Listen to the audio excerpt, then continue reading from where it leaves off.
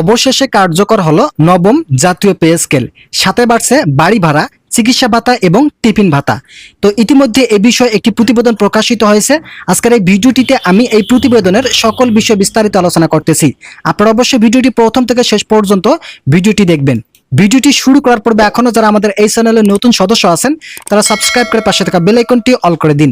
দীর্ঘদিনের অপেক্ষা, আলোচনা ও পর্যালোচনা এবং দাবি দেওয়ার প্রেক্ষিতে সরকারি চাকরিজীবীদের জীবনে আসতে যাচ্ছে এক নতুন দিগন্তের সূচনা। 2025 সালের জন্য প্রস্তাবিত নবম জাতীয় বেতন কাঠামো এখন প্রণয়নের শেষ ধাপে রয়েছে, যা বাস্তবায়নের মাধ্যমে বাংলাদেশের প্রশাসনিক ব্যবস্থা এক যুগান্তকারী পরিবর্তন ঘটবে বলে প্রত্যাশা করা হচ্ছে। এই নতুন কাঠামোটি মূলত আধুনিক সময়ের প্রেক্ষাপটে পরিকল্পিত, যেখানে দক্ষতা, ন্যায্যতা এবং সার্বিক অর্থসামাজিক ভারসাম্য রক্ষা করার উপর বিশেষ গুরুত্ব দেওয়া হয়েছে। আগের 20টি গ্রেডের জটিলতা এবং সামঞ্জস্যপূর্ণ দূর করে এবার সম্পূর্ণ নতুনভাবে সাজানো হয়েছে 12টি গ্রেডের একটি সরলীকৃত কাঠামো, যা কেবল বেতন নয়, প্রমোশন এবং কর্মপথেও সুবিন্যস্ত দিক নির্দেশনা দেবে। নতুন বেতন কাঠামোয় সর্বোচ্চ গ্রেড অর্থাৎ প্রথম গ্রেডে বেতন নির্ধারণ করা হয়েছে 1,25,000 টাকা, যা শীর্ষস্থানীয় প্রশাসনিক কর্মকর্তাদের জন্য প্রযোজ্য।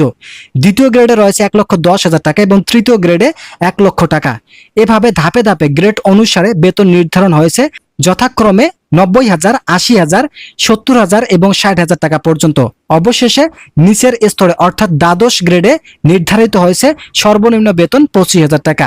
এই শ্রেণীবিন্যাস অনুযায়ী প্রায় সব পর্যায়ে কর্মকর্তা কর্মচারী কাজের ধরন ও দায়িত্বের সঙ্গে সামঞ্জস্য রেখে বেতন পুনর্নির্ধারণ করা হয়েছে। এবার শুধু বেতন নয়, বিশেষ গুরুত্ব দেওয়া হয়েছে ভাতা কাঠামোর উপরও।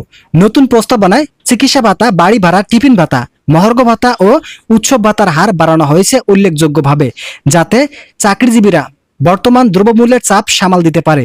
পে স্কেল কার্যকর হওয়ার আগ পর্যন্ত সাময়িক সহায়তা হিসেবে দেওয়া হবে 35% হারে মহার্ঘ ভাতা, যা সব গ্রেডের জন্য সমানভাবে প্রযোজ্য হবে।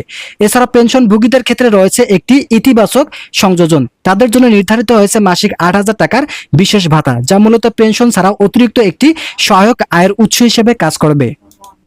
ভিডিওটির এই মুহূর্ত পর্যন্ত এসেও যারা এখনো আমাদের এই চ্যানেলটি সাবস্ক্রাইব করেননি তারা অবশ্যই চ্যানেলটি সাবস্ক্রাইব করে পাশে থাকা বেল আইকনটি অল করে দিন।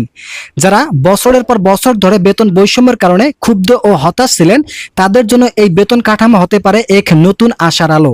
আগের কাঠামোয় একই পদে কর্মীদের মধ্যে পদোন্নতির ব্যবধান ছিল চোখে পড়ার মতো, যা এবার দূর করার চেষ্টা করা হচ্ছে।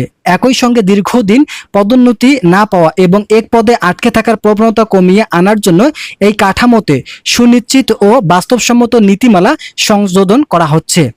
প্রস্তাবিত এই বেতন কাঠামোয় নিয়ে চূড়ান্ত সিদ্ধান্ত নেওয়ার জন্য আগামী 17 আগস্ট বসতে যাচ্ছে উচ্চ পর্যায়ের বৈঠকে অনুমোদন পেলে গেজেট আকারে প্রকাশ করে দ্রুত বাস্তবায়নের পথে হাঁটবে সরকার।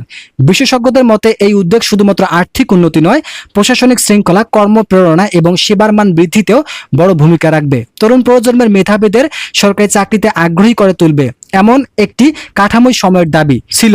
বর্তমান প্রস্তাবনায় সেই চাহিদা প্রতিফলন রয়েছে স্পষ্টভাবে। তবে বাস্তবায়নের ক্ষেত্রে সরকার রাজস্ব আয়, বাজেট কাঠামো এবং সামগ্রিক অর্থনৈতিক বাস্তবতা বিবেচনায় রেখে ধাপে ধাপে কাজ করার পরিকল্পনা নেওয়া হয়েছে। একথা নির্দ্বিধায় বলা যায়, এই পে স্কেল বাস্তবায়িত হলে তা হবে সরকারি চাকরিজীবীদের জন্য একটি নতুন যুগের সূচনা এবং দেশের উন্নয়ন যাত্রার এক মাইলফলক। তো ইতিমধ্যে এই বিষয়ে একটি প্রতিবেদন প্রকাশিত হয়েছে। আজকের এই ভিডিওটিতে আমি এই প্রতিবেদনের সকল বিষয়ে বিস্তারিত আলোচনা করলাম। আশা করি ভিডিওটি থেকে অনেক উপকার পেয়েছেন। যদি উপকার পেয়ে থাকেন তাহলে অবশ্যই চ্যানেলটি সাবস্ক্রাইব করে পাশে থাকা বেল আইকনটি অল করে দিন।